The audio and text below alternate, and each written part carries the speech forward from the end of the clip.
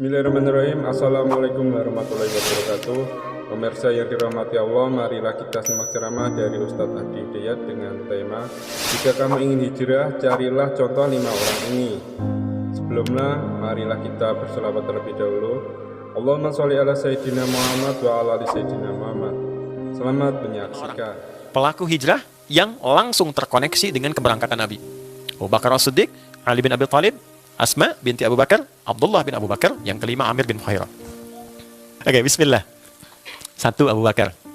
Teman-teman, yang dipilih menemani Nabi siapa? Pertanyaannya kenapa? Itu dulu, itu kuncinya. Kata kuncinya, kenapa yang dipilih Abu Bakar As-Siddiq? Bukan Ali bin Abi Thalib. Ali keponakannya Nabi, lingkaran Nabi, keluarga bait Nabi. Yang dipilih Abu Bakar. Oke, 1. Loyalitas tanpa batas. Nih, Abu Bakar itu sahabat yang paling loyal. Bila dibandingkan dengan Ali bin Abi Thalib, mungkin masih pintar Ali. Walaupun Ali masih muda. Dengan Umar, mungkin masih pintar Umar. Tapi Umar duluan yang dipilih menemani Abu Bakar. Teman-teman, saya coba dalami sedikit. Kesimpulan pertamanya, beliau itu adalah orang yang paling cinta dan loyal pada Nabi tanpa batas. Saya gambarkan ya. Saat Nabi butuh harta, dukungan materi di dalam perjuangan, beliau bahkan sampai titik terhabisnya, titik terakhirnya. Yang Nabi perlukan apa? Saya berikan. Jalan hijrah nih teman-teman. Itu ke depan, ke belakang, ke kanan, ke kiri. Nabi paham, tapi Nabi konfirmasi supaya terdengar di lisannya langsung, supaya viral ke kita. Untuk kasih contoh. Kenapa engkau ke depan, ke belakang, bolak-balik? Kan gelisah. Kata beliau, saya ingin memastikan kalau saya ke depan, Nabi aman di depan, jalannya itu lancar. Kalau ada pun jebakan atau sesuatu yang membahayakan, saya yang kena duluan. Kalau masih ada musuh yang mengejar, karena kan beliau dikejar, biar saya yang jadi korban duluan. Melindungi Nabi. Naik, masuk Gua Thur, itu beliau tes dulu lempar pakai batu, dalam sirah disebutkan, lalu masuk duluan. Dan masih mengulurkan tangannya ke satu lubang untuk mengetes. Statementnya sangat indah. Saya ingin memastikan tempat ini aman bagi engkau ya Rasulullah. Kalaupun ada binatang buas, aku yang terkena duluan. Ketika pemuda-pemuda 100 orang itu menguasai wilayah itu sampai naik ke atas, beliau yang menangis duluan. Bukan karena dirinya, karena khawatir Nabi ditemukan.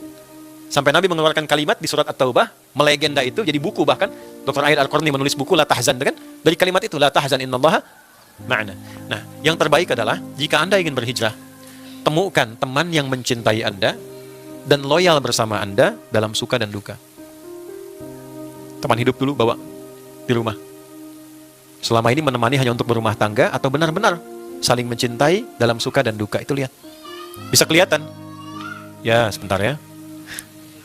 Ada masalah ngeluh, dan nuntutnya banyak tapi nggak ngasih solusi, hijrah. Kan berpartner. Sama-sama. Oke? Ke orang tua, kerabat, cari teman yang baik. Jadi hijrah itu nggak bisa sendirian. Cari guru yang betul-betul perhatian pada Anda, bukan hanya transfer pengetahuan. Kalau Anda menemukan yang seperti itu guru yang sangat baik. Ya, perhatikan, lihat perkembangan, tanya kabar, dia doakan. Kadang tanpa Anda tahu, dia konfirmasi, lihat, dia coba doakan. Guru yang baik. Bukan cuma ngajar, dia pulang, tidak. Walaupun tidak salah, dia telah menunaikan tugasnya. Tapi kalau Anda dapat yang seperti itu luar biasa. Oke? 1. Jadi hijrah tidak bisa sendirian. Hijrah kita butuh partner yang betul-betul satu frekuensi dengan kita untuk menjadi baik. Makanya kalau teman-teman yang akhwat, yang perempuan, dengan segala hormat ya, rasa sayang saya kepada Anda semuanya, Anda berubah nih, pengen misalnya pakai hijab dan sebagainya. Maka bukan menjauhi, tapi mulai mengatur kegiatan itu supaya bisa menjaga hijab Anda. Ya, kalau Anda misalnya masuk lagi pada ya circle atau misalnya lingkungan yang menuntut Anda untuk melepas, ya lepas lagi. Ya, bagaimana caranya? Kita tetap bisa menggunakan itu sampai kita merasa istiqomah dan kita bergaul di lingkungan manapun bangga dengan hijab yang kita kenakan. Tanpa membatasi dengan siapapun kita bergaul. Bisa dipahami nggak? Ya, sama dengan teman-teman juga. Udah sholat, udah bagus, gaul dengan teman yang ngajak nggak sholat. Ya, jadi nggak nyambung lagi.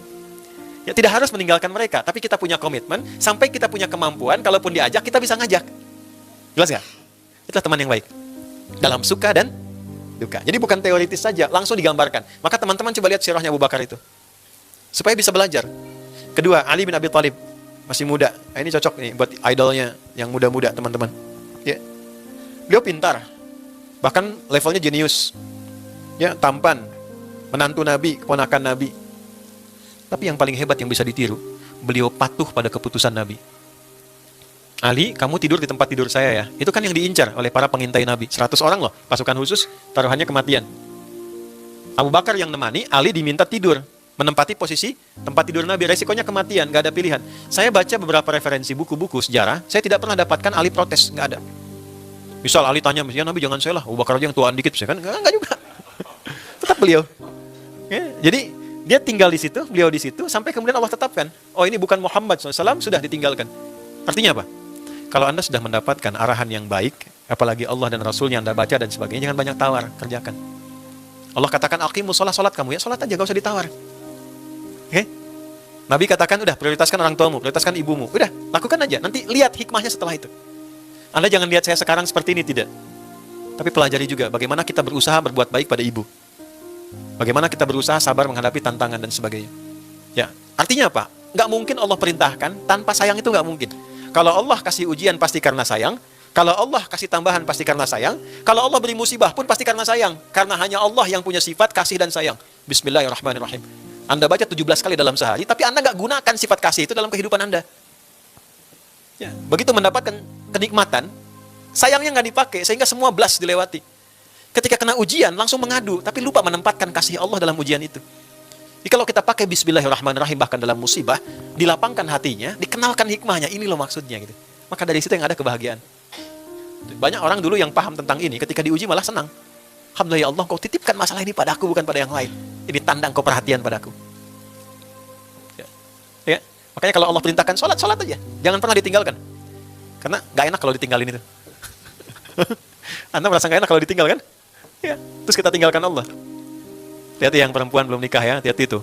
Ya, kalau ada yang melamar ke rumahnya, cek dulu sholatnya bagus gak? Ya, kalau nggak sholat, pertimbangkan dulu. Allah aja ditinggalkan, apalagi Anda. Jelas ya, teman-teman? Oke, Asma itu luar biasa. Teman-teman, energik, kreatif, hebat, terus hobinya juga luar biasa. Itu kan naik turun bukit, 6-5 bukit, udah nyiapkan makanan. Ya, teman-teman senang masak, ya bagus, silakan masak yang bagus. Ya, terus berbagi. Yang hebat apa? Asma itu saking kreatifnya, begitu nyiapkan makanan, terus wadah tempatnya itu nggak ada pengikatnya mau jatuh. Beliau langsung sobek bagian bajunya, dijadikan 2, satu buat sabuk, satu lagi buat pengikat tempat makanan, sehingga disebut datun nitokain. Maksudnya apa? Jadilah perempuan yang selalu semangat, selalu kreatif, dan selalu merespon setiap keadaan itu dengan presisi.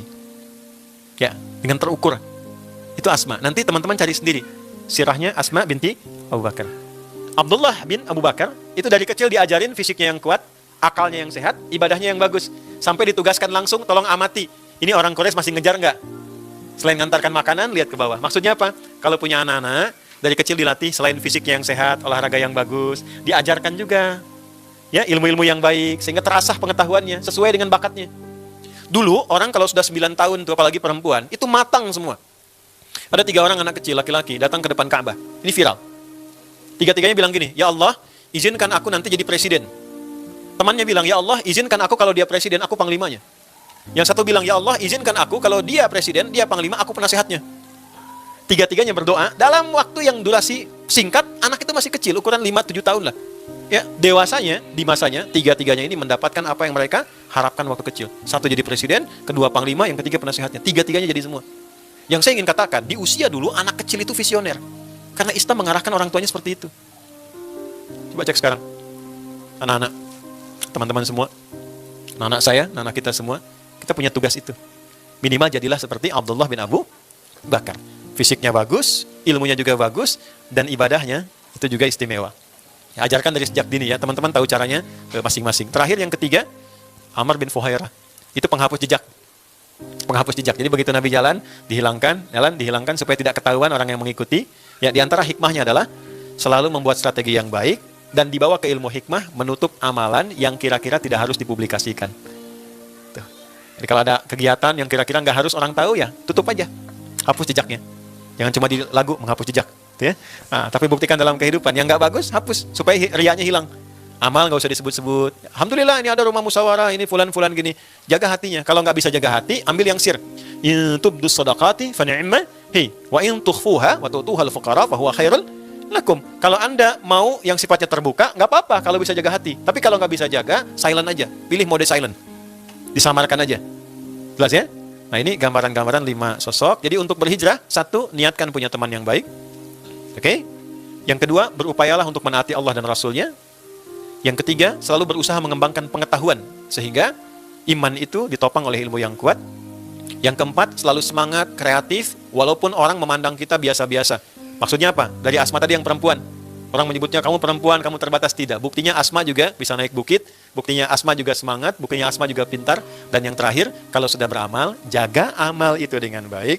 Tidak harus kemudian marak dipublikasikan. Jelas di sini?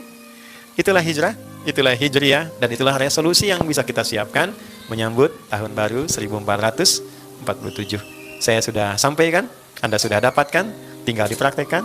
Silahkan bedakan rasanya, rasakan bedanya, dan pasti akan terasa bedanya. Saya kira itu teman-teman sekalian. Terima kasih untuk teman hari ini. Sudah masuk Nur?